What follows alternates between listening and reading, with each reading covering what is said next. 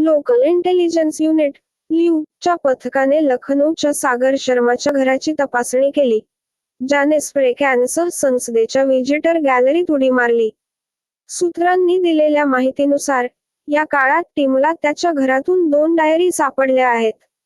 यातील एक निळी डायरी आणि दुसरी लाल डायरी आहे, ज्यावर इंग्रजी आणि हिंदीमध्ये अनेक विद्रोही विचार लिहिलेले आहेत. सागरचे वडील रोशनलाल शर्मा यांनी चौकशीदरम्यान सांगितले की सागरने ही डायरी कोणालाही दिली नाही.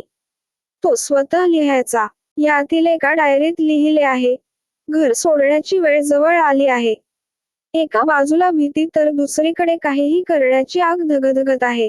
माझी इच्छा आहे की मी माझ्या पालकांना माझी परिस्थिती समजावून सांगू शकेन, परंतु संघर्षाचा मार्ग निवडणे माझ्यासाठी सोपे नाही.